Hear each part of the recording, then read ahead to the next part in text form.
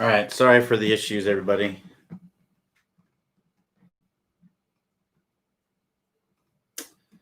So let me go back down and we'll start back up again. So again, I apologize for all the issues. Let me see where I left off.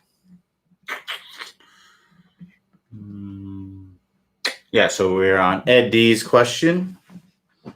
So Ed D says, I've been seeing improvement in club head speed and a big improvement in distance, but I don't see corresponding improvements in video review. It is possible to get too body oriented. The motion of my arms and hands is too around me, back and through. I thought it might be a good idea to feel the arms driving the motion more. Really just depends. Everybody's a little bit different. You want to have a good mixture of both. So if you're someone who's really, really flat, you may be losing a little bit of distance because your arms don't have basically you don't have as much space to accelerate the club. Whereas, if you're really, really high, you may be losing some distance because maybe you're coming over the top. You want to have that good mesh. If you're able to get the hands really high and get the club to shallow out nicely and be in a good position at the start of the downswing, then I'd say that's the way to go because you're going to be able to create a lot of speed from there. If you look at Dustin Johnson, right? Dustin Johnson, really, really high hands. He's up here like this. He's able to get the club in a great position at the start of the downswing. Bubba Watson, another guy, great position at the start of the downswing. So you got to find the good mix that works the best for you. So if you're looking at that would work great for you to also get you some club head speed and to get the arms more elevated in the swing, I'd be looking at the skyscraper drill from the 20-minute distance fix course. That's going to be one of the best drills out there, the best feelings out there to get the hands nice and high at the start of the swing. So to get to that, I would go to the 20-minute distance fix, click the house icon. That'll take you to the home page. Toward the top of the home page, you'll see, or if you scroll down the home page, you'll see a list of all the courses. Toward the top of that list, you're going to see the 20-minute distance fix. If you go there, if you go into week 3 of the 20-minute distance fix course, you'll find the skyscraper drill. That's a good one.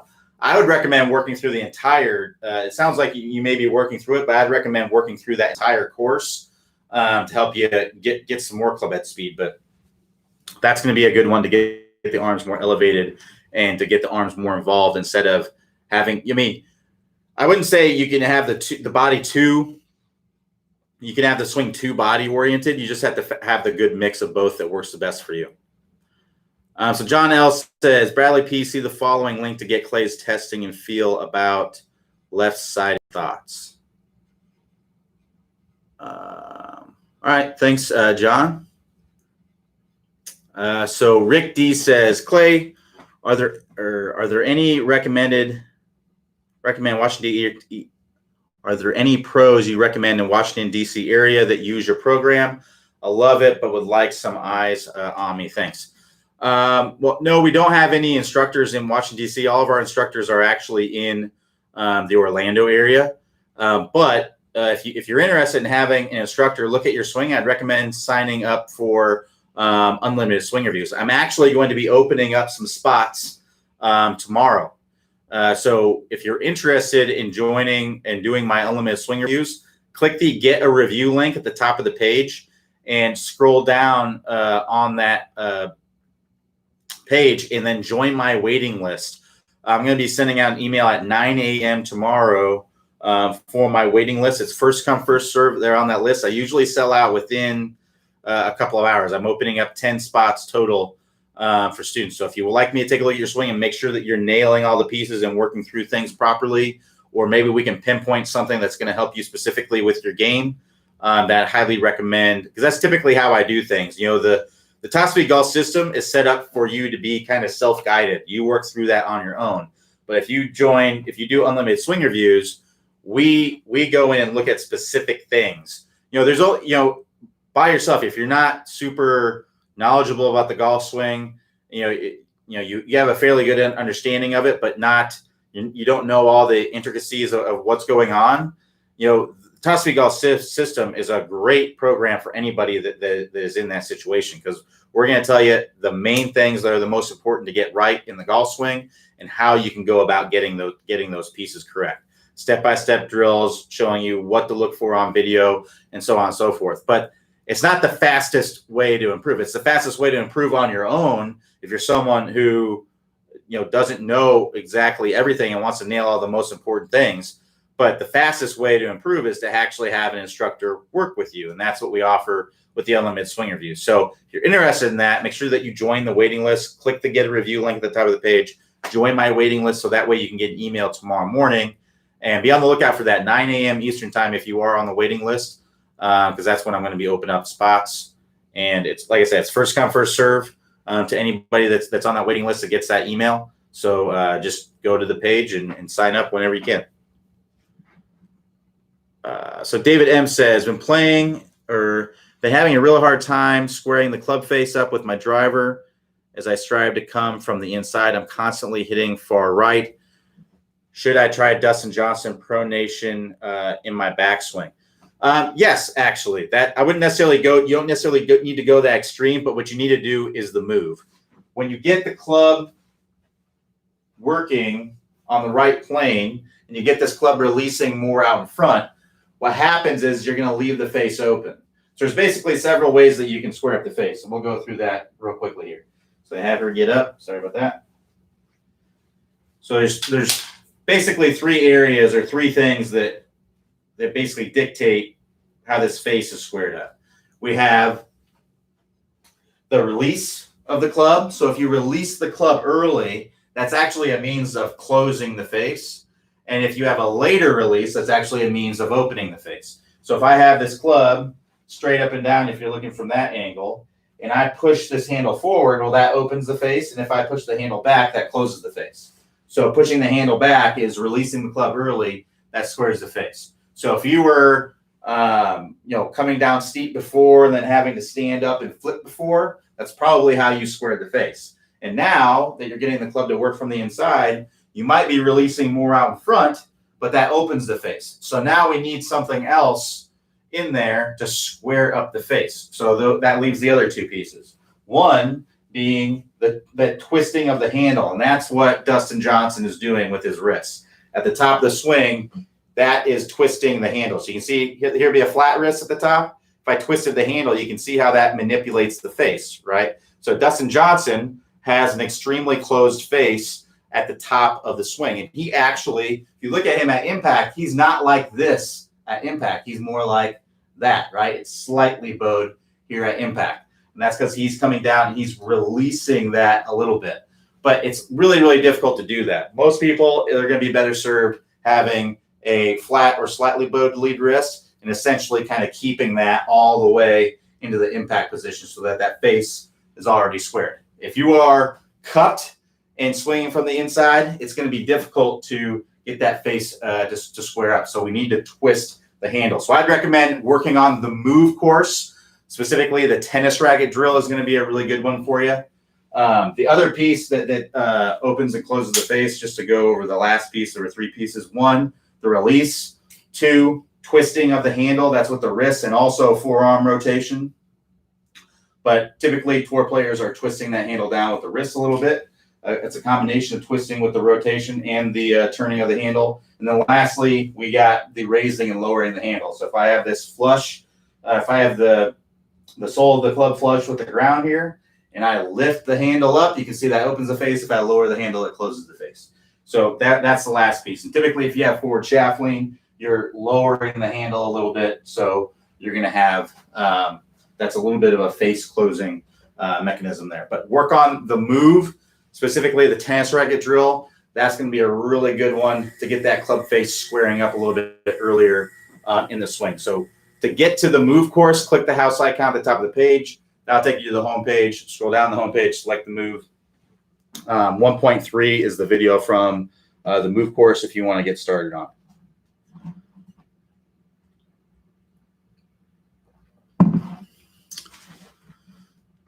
All right, so Gonzalo G says, I have a mental block when I make a long backswing. I freeze. Can you suggest a way to overcome this? I started this distance course and bring arms high and step drill, increase speed, but too inconsistent. So one thing to keep in mind is when you do speed training, you're swinging as fast as you can. You're training speed. You're not training ball striking and consistency. you're training speed. So after you've done some speed training, that is going to make its way. Your body is going to get used to swinging faster, and it's going to make its way into your swing. So just an example, done the speed training. I started out where I was around 110 miles per hour, and I got up to where the fastest I could swing was 123 miles per hour. That was my max.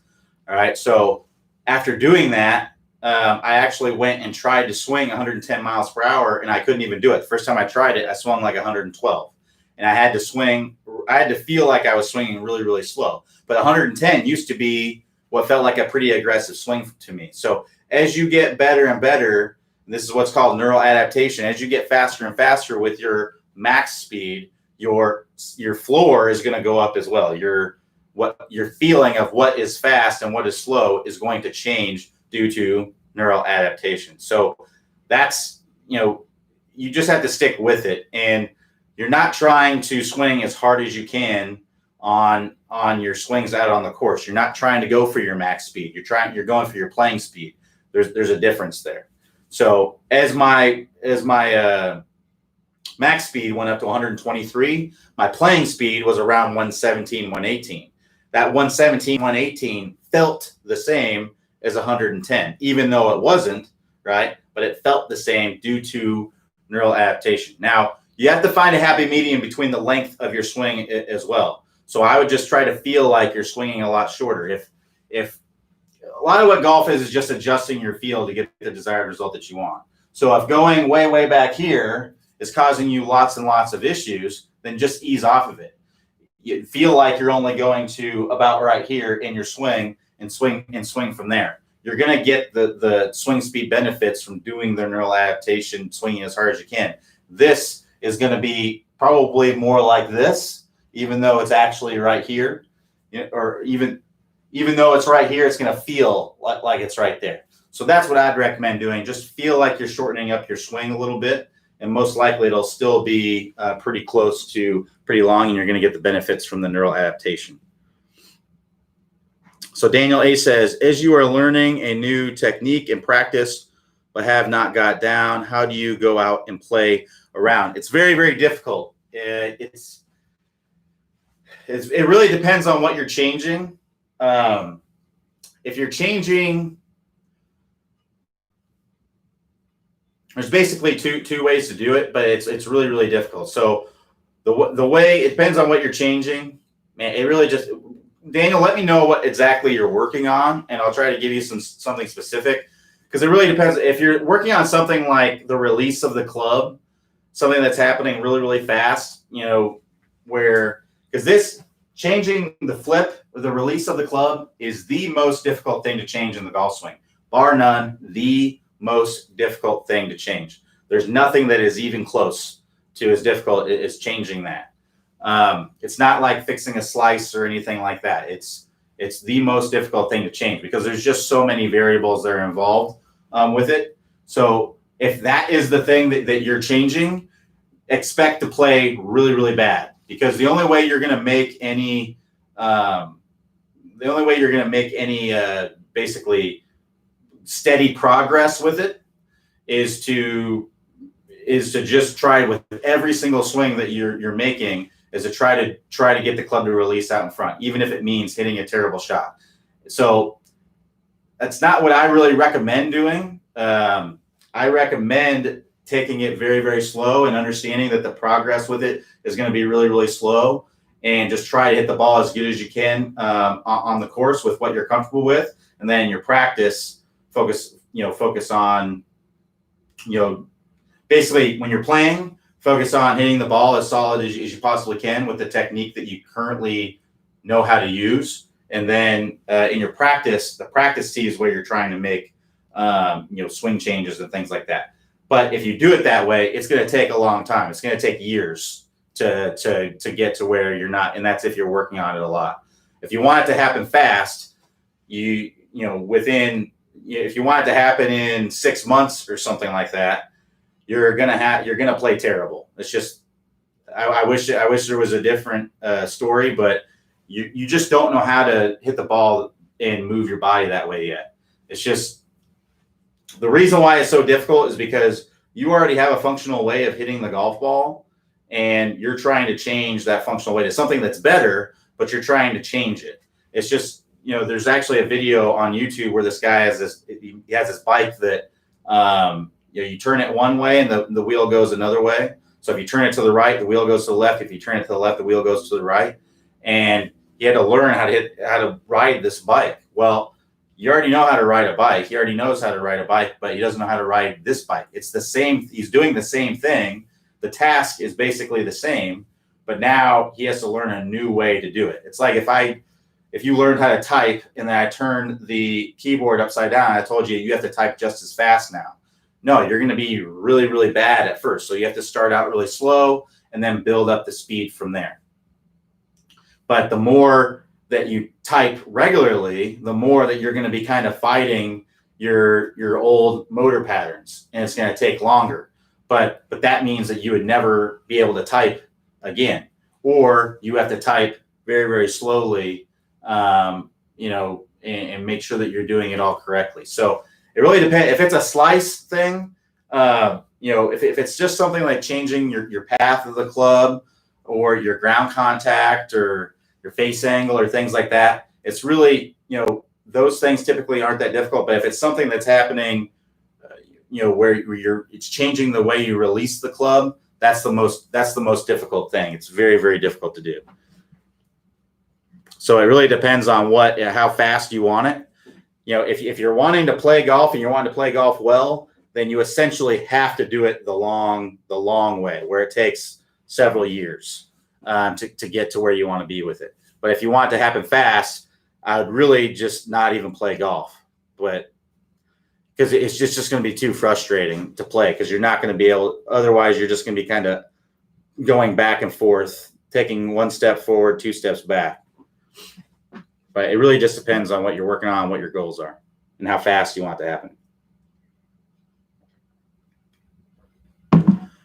So Nicholas D says, any thoughts on a 7-wood versus a hybrid? I like my 5-wood, but had trouble with the hybrid. My long iron is a 5-iron. Yeah, I mean, if you have a lower club head speed, a 7-wood might be a better fit than a hybrid, because it's just got a little more oomph, a little bit more meat to it. So yeah, it may help you get the ball up in the air a little bit more. It could be a better option for you, but really the only way to know for sure is to go get fitted for your clubs. That's what I would recommend. But it's definitely possible it could be a better option for you, if the hybrid that isn't enough for you. So Richard S says, in the TSG system, lag is really emphasized. Is there a particular feeling or sensation you will feel when you have the proper lag? Well, it's a really tough question, because feel is really relative. What you feel and what I feel are going to be completely, two completely different things. So it's really an impossible question to answer. I really don't know what you're going to feel versus, what I'm going to feel. But what you're going to feel is essentially the hands being more in front of the club head, and you're going to feel more. It's going to feel like it's more powerful. It should, as you're coming through contact. But sorry, I don't really know, what it's necessarily going to feel like for you. So Jeff R says, I'm new to TSG member. My main problem is that I break the plane on the downswing. I think that the move is going to solve 80% of my problems. Under these circumstances, is it reasonable to complete the TSG system, get the fundamentals down, and then move into the distance fix? I hate to start a problem by breaking the rules on day one. So I would look at, because part of the reason why you may be off plane could be because of your spine angle. Typically, someone who has a very vertical spine angle is typically going to swing over the top and off plane. Someone who's too far angled away is going to tend to swing too much from the inside. So you got to look at what's most important to you, and you have to make an executive decision. The Top Speed Golf system, or the website, the way that it's set up, it's meant for you to kind of go through it on your own. If you want to have a coach to actually tell you exactly what you need to work on, what you need to do, then you need to work with a coach who can see your swing. But it's impossible for me to know, based on your question, what's going to be the exact right thing for you to do. So you have to kind of make the executive decision on your own if you want to work through this on your own. But if you want to work through it with an instructor, then we do have instructors. And like I said, I'm opening up spots for my swing reviews tomorrow, and I can tell you exactly what you need to go and work on. So what I would say is, as a general rule, if you are hitting the ball relatively straight, keeping it relatively in play, then the distance course is going to be the best thing for you. If you're someone who's slicing every single ball or hooking pretty much every single shot, you can't keep it in play at all. Well, the distance course may not be the best fit for you, because it's just going to make that even worse. You're just going to hit further into the trees or further into the woods. So if that's the case, you may want to go work on the Tough Speed Golf system and make sure that your spine angle is good and make sure that you have a good shoulder turn. Those are the two biggest pieces, I would say, that are going to help you. But if you have your spine angle good, and you're still hitting it all over the place, it's most likely then I would maybe look at a specific course that we have for that. So you mentioned the move being part of it. So I'm guessing you're slicing or pulling the ball. If that is the case, you may want to work through our Never Slice Again course and work through that specific thing. So like I said, it's hard for me to know what's going to be the exact best route for you without actually seeing your swing and knowing what's going on. But you got to look at what's most important to you. Is distance the most important thing? Which I think for most people, that's going to be the most important thing, is getting the ball in the fairway, because you're losing too many strokes to out of bounds and things like that. Is that the issue? You may want to look at the Tough Speed Golf system and or a specific course that tackles that issue, because we have a lot of courses that are bonus courses that are specific to certain issues, like slicing, hooking, topping, chunking, all those sorts of things. So those could be some things that you may want to look at as well. So Ronald P says, on the downswing, should I keep my left foot flat on the ground and not allow my toe to come up? No, I would allow, if your toe needs to come up, I would allow it to. If you look at most PGA Tour players or most of your Bear players, basically what you're going to see is as they come into contact, you're going to see the toe coming up and the foot starting to turn out. So as we turn our hips, our leg is internally rotating in our hip here. So if unless we are really, really flexible, like let's say a Rory McIlroy, you're not going to be able to get your hips to open up while still keeping this foot flat on the ground. So if I try to keep this foot flat on the ground and I'm not really super flexible on my hips, I will not be able to open up my hips at all. My hips will just be dead square, to the golf ball at impact. That's going to make things pretty difficult, because I'm not going to be able to release this club out in front. I'm typically going to flip and early extend and things like that. So I typically recommend folks to open up their lead foot and then also let it turn open as they come through contact. So that way they can let their swing come all the way around into a nice full finish there.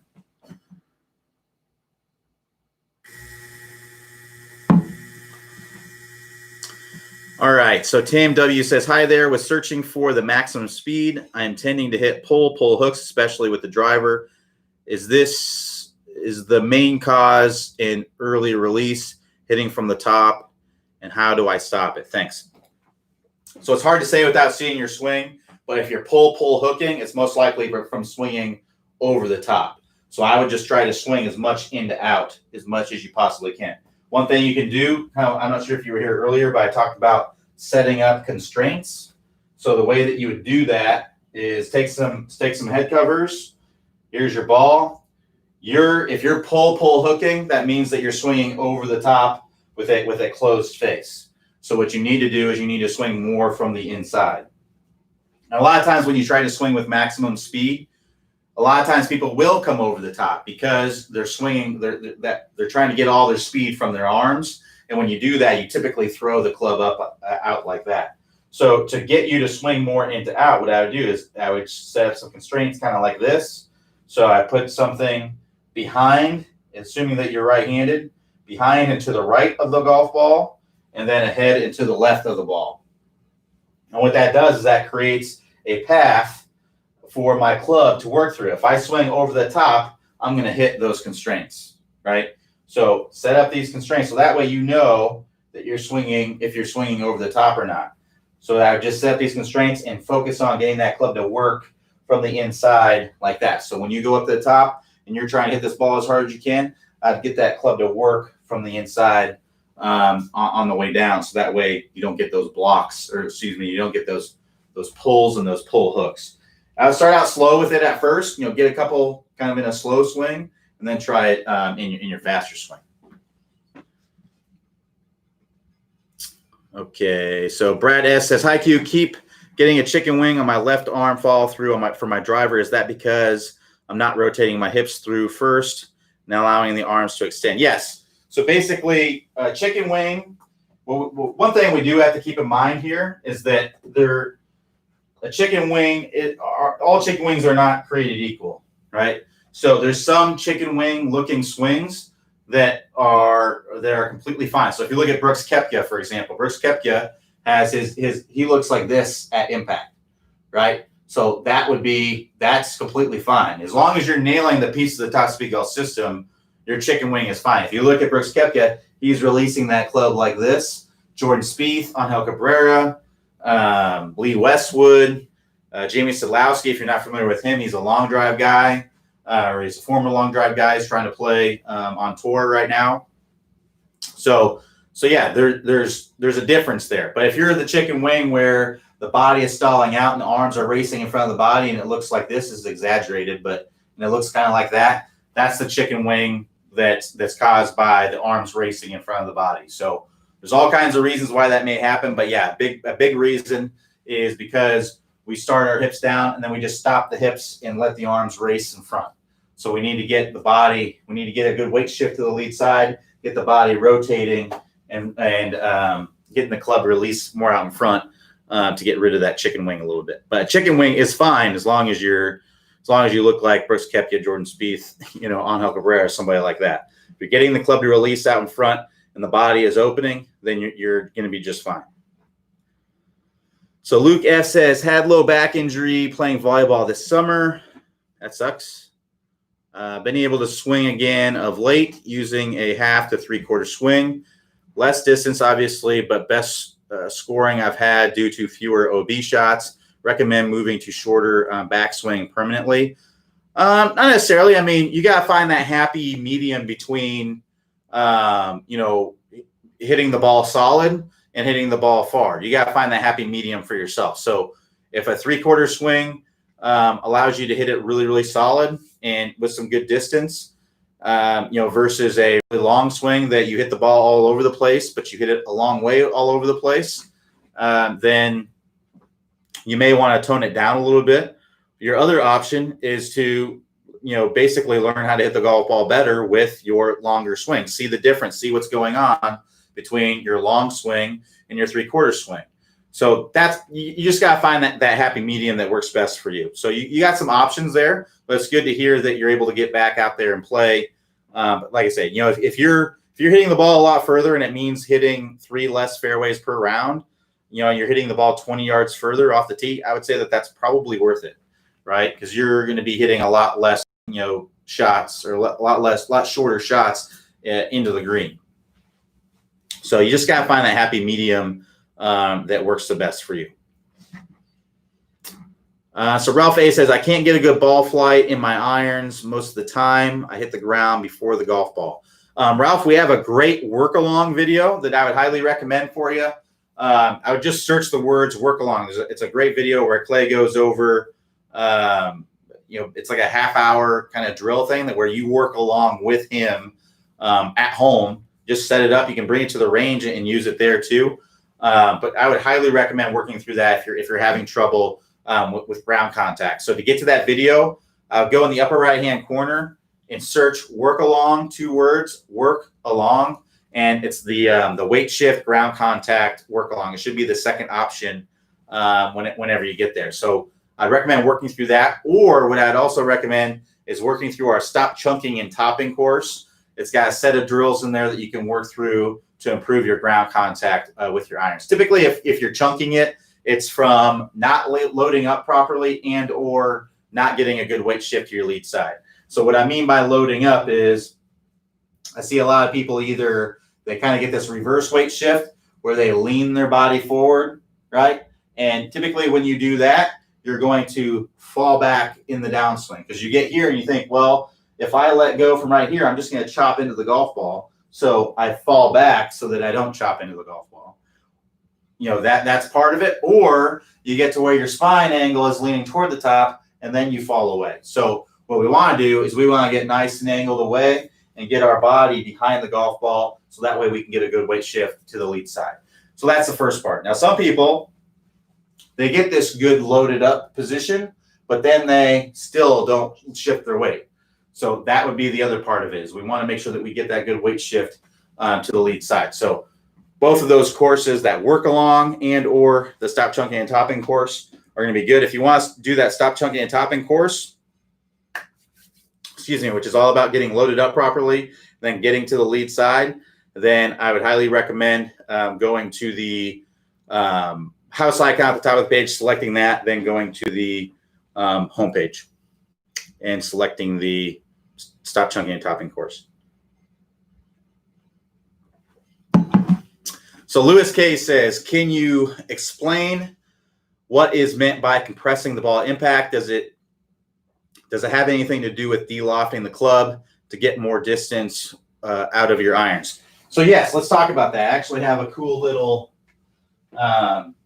visual aid here, which I think really helps with this. So what compressing the golf ball means is it just means transferring as much energy to the golf ball as possible. So a lot of that does have to do with de-lofting. So what de-lofting means is where we're getting forward shaft lean to de-loft this club. So you imagine if I were to hit this nail, trying to drive this nail into this golf ball. So I have this nail. If I try to drive this nail in the golf ball, if I try to do that with this wedge, I'm not going to drive as much energy into that golf ball this way as I would if I had it like this, right? I'm going to drive a lot more energy into that golf ball if I'm going straight into it. So that's de-lofting is definitely part of it. Another part of it is where you strike the ball on the club face. If I hit the way out here on the toe, that face is going to twist open and it's not going to transfer as much energy to the golf ball. So I'm going to have a hard time compressing it if I don't hit it nicely in the center of the face.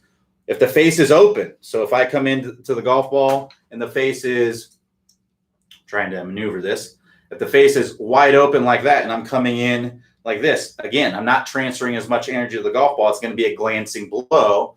It's not going to give me a lot of compression.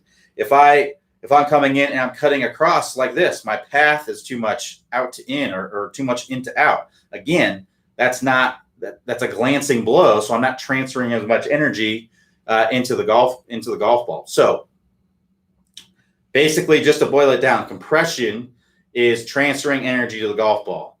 The way to transfer as much energy to the golf ball is to swing with a zeroed out plane, right? On plane, to swing with a square club face, hit the ball in the center of the club face and de-loft the face, as well as I forgot to talk about our angle of attack. So if we're chopping down into the golf ball, right, that's going to reduce the compression because that's like a glancing blow. That's the same as cutting across the ball. So I want to be coming in fairly level with the golf ball. Now we want to hit down on the golf ball for shots that are hit off the turf, but your average tour player with a 7-iron hits down on the ball about 4 degrees. The reason why we want to hit down on the golf ball is so that we can make ball first contact, but we don't want to hit really down on the golf ball because that's going to reduce compression, right? So your tour players are, your best players in the world on average are 7-iron is going to be about 4 degrees down. Wedges are going to be like 6 degrees down. Your hybrids that are hit off the turf are going to be like 2 or 3 degrees down. They're coming in pretty level. And just to give you some perspective on how much 3 degrees down is, or how much 4 degrees down is, or 6 degrees down is, 1 minute on a clock. So if you think about an analog clock, 1 little minute on a clock is 6 degrees. That's an entire 6 degrees right there. So a tour player with a wedge on average is hitting down about 1 minute on the clock, that little sliver on there. So if you de-loft it, you don't hit down on it a ton, but a little bit to be consistent so you can make ball first contact, hit the ball in the center of the face with a square club face and a square path. And with speed, you can't have compression without speed. If I just hit the ball like that, just a little tap, there's not gonna be a lot of compression there. But if I really get into it and I and I really smack it with a lot of speed, I'm going to get more compression. So that's really what compression is. So you have to look at, there might be things in your swing. Everybody's a little bit different, but there might be things in your swing that you need to do to compress the ball a lot more. If you're swinging on plane, squaring up the face, but not hitting it very, very far, then you're going to need speed, or you might need to de-loft the face, right? You might be chopping down that too much. If you're hitting slicing a bunch of shots, you're losing distance.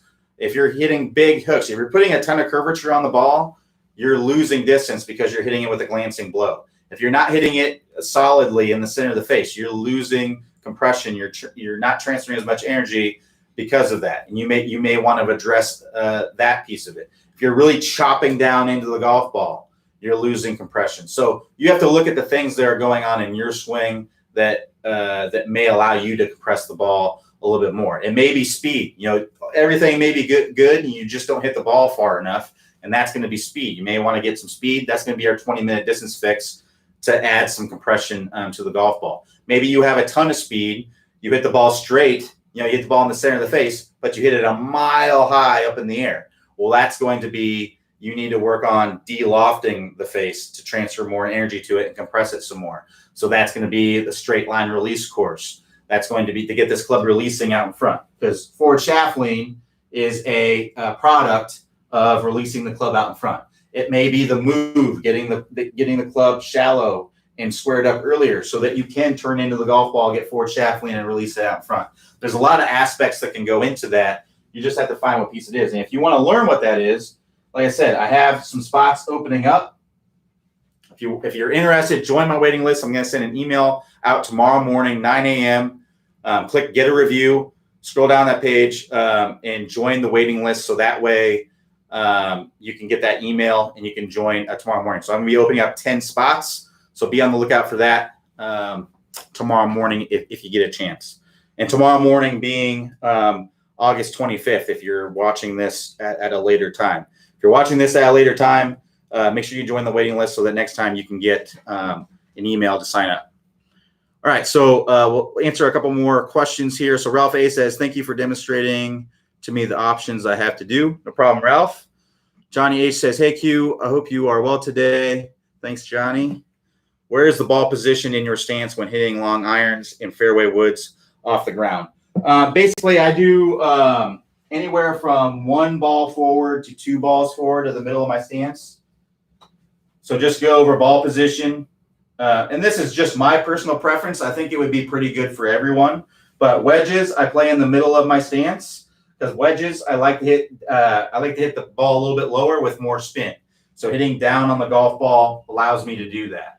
It brings the ball out a little bit lower, and hitting down on it increases my spin loft, which makes the ball go or have a little bit more spin on it. So it has that control of being low, and then it has that stopping power from the spin.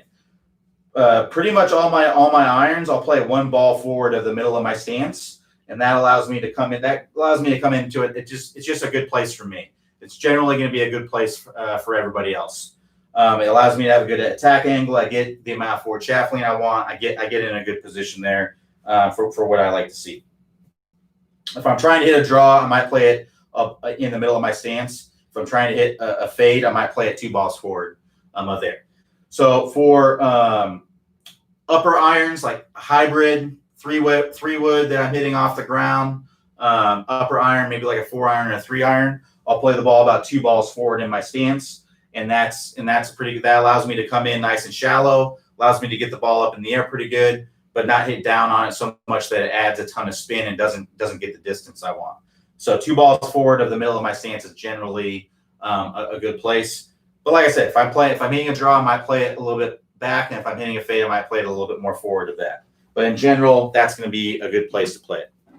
All right, so last question here, then we'll wrap it up. So Stephen NL, says, how much of the downswing should feel like a push of the right hand arm versus a pull of the left hand arm? Is it 50-50 or more than the other? So again, these feel questions are really, really difficult because feel is relative. What you feel and what I feel are going to be 2 different things.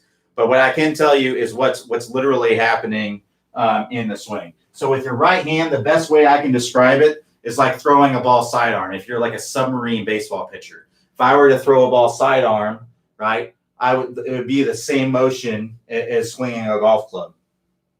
So if you imagine how most people swing a golf club, it's by going like this, right, and throwing the ball into the ground. They have really, really tight right hand grip right here, and then they throw it right there. That's that flip. That's that casting motion that we see all too often in amateur players. What we see in pro players, the best ball strikers, it's a light, pretty. Imagine if I was throwing this ball, I have a pretty light grip right here, and then my grip increases as I get right in this area, and then I have my wrist bent back, and my arm's pretty close to my body here, and I let it go. That's the feeling that you want to have when you're swinging the club. Now with the lead hand, when your right hand lets go, something has to take over. Otherwise, that club's just going to come flying out of your hand. You can't let go with both hands. You have to, that energy has to be transferred to the lead hand. And that's where you're going to feel it. It's when I describe it with the lead hand, it's like I'm throwing a Frisbee. All right. So if I were to throw a Frisbee, I'd be right here. I'd have it pretty light right in this area. And then it would be a lot firmer right here. And then I would let it go. That's the same thing that's happening in the golf swing. I'm letting go into that straight line release position. So that's how I would try to think about it. Now, you may need to adjust your feel based on the result that you're getting. If you are someone who is doing this, like what I was talking about with the right hand, and you're throwing that club and casting it, you may need to feel like your right hand does nothing in the golf swing.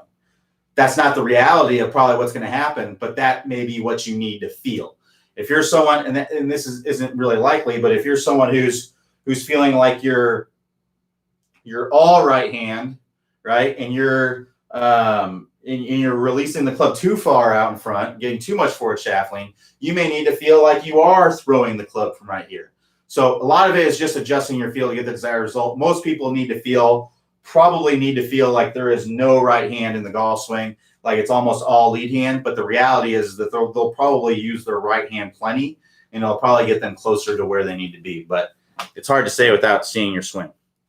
All right, so and this will be the last one here from Charles. So Charles E says, of all the parts of the top speed lessons, which ones help me so I won't hurt my back? Probably the stable fluid spine, because typically if you're leaning toward the target, or if you have your spine in a bad position in the swing, you're going to need to make a compensation at some other point in the swing to hit a good golf shot. So let's say I'm leaning toward the target, which this position is not a good on your back anyway. I'm going to need to kind of do something with my back or really extend to get into a better position. So if I turn around a stable spine, that's going to be a lot more. That's going to be a lot healthier for your back.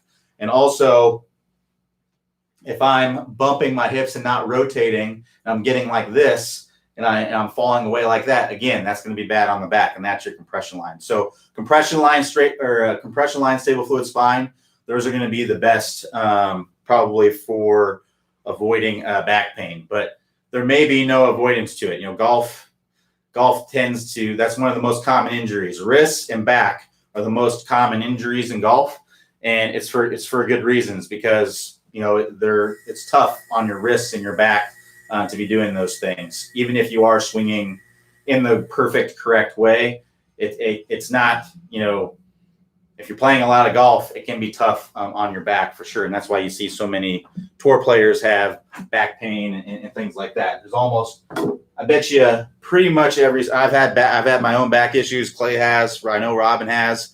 Every now and then I just get a little tweak in my back. And I'm sure every single tour player has had the same thing. It's just kind of the way that it works. So Stephen L, no problem. Charles, thanks, no problem. David M says, thanks for the advice, Q. We'll check out the move course and try to fix my driver results pushes. Have a great night. No problem. All right, thanks everybody. Sorry for the technical difficulties at the start.